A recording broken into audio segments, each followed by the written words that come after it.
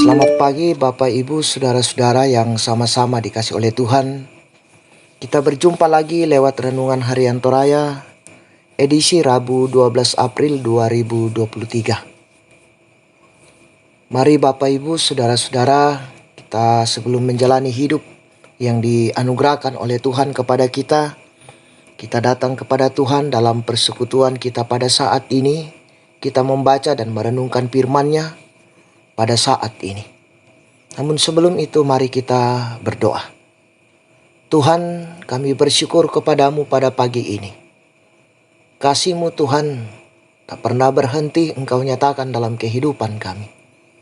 Hidup yang Engkau karuniakan kepada kami pagi ini Tuhan, sebelum kami menjalaninya, kami bersekutu, menyerahkan seluruh kehidupan kami ke dalam tangan pengasihan-Mu, dan membaca dan merenungkan firman-Mu yang akan menjadi kekuatan dan pegangan kami dalam menjalani kehidupan ini.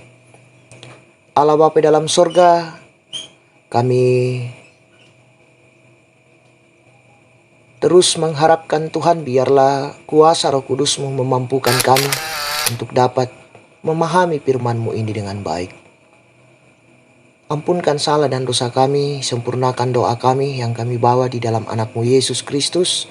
Itulah Tuhan dan Juru Selamat kami yang hidup. Amin. Bacaan firman Tuhan pada saat ini dari Mazmur 31 ayat 15 sampai dengan 23.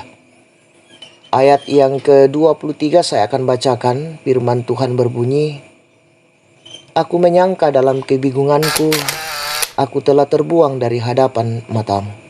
Tetapi sesungguhnya Engkau mendengarkan suara permohonanku ketika aku berteriak kepadamu minta tolong." Amin.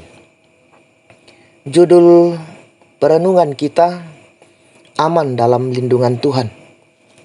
Saudara-saudara yang sama-sama dikasih oleh Tuhan, salah satu hal buruk terkait penderitaan adalah adanya kecenderungan dari orang-orang yang menderita untuk menyakiti dirinya sendiri. Ia merasa begitu bersalah dan menolak segala bentuk pertolongan. Bagi orang seperti ini, penderitaan dianggap sebagai ganjaran yang pantas atas kesalahan yang telah dilakukan.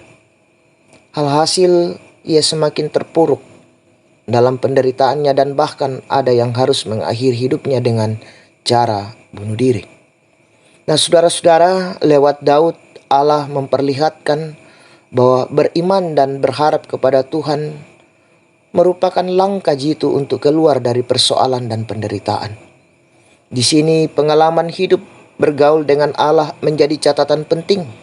Daud berani mempercayakan hidupnya karena ia sudah berkali-kali merasakan kelepasan dari Allah.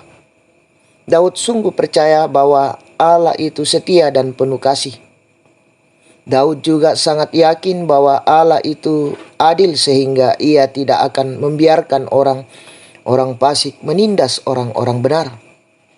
Dalam seluruh pengalaman hidup dengan Allah, Daud tidak ragu bahwa Allah akan menuntunnya keluar dari penderitaan. Nah, saudara-saudara, tentu pengalaman penderitaan setiap orang akan selalu berbeda. Pengalaman Daud menghadapi penderitaan tidak bisa disamakan begitu saja dengan pengalaman hidup kita. Namun kisah dan kesaksiannya tentang kehadiran Allah di dalam penderitaan akan terekam kuat dalam memori kita. Kisah Daud adalah kisah Allah bagaimana ia peduli dan penuh kasih kepada anak-anaknya.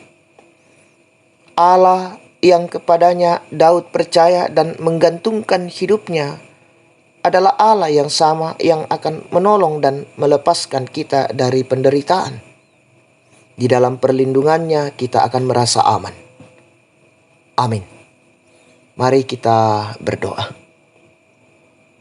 Ya Tuhan, kami sungguh bersyukur waktu yang indah Engkau karuniakan kepada kami untuk bersekutu, membaca dan merenungkan firman-Mu.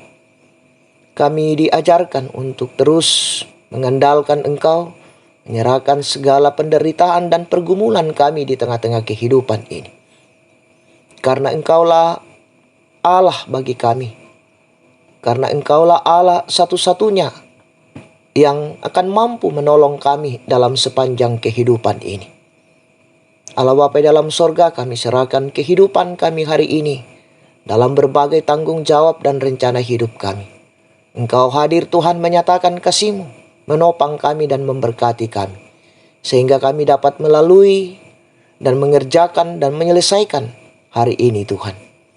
Allah Bapa di dalam sorga, ampunkan salah dan dosa kami. Di dalam nama Yesus Kristus kami datang berseru kepadamu.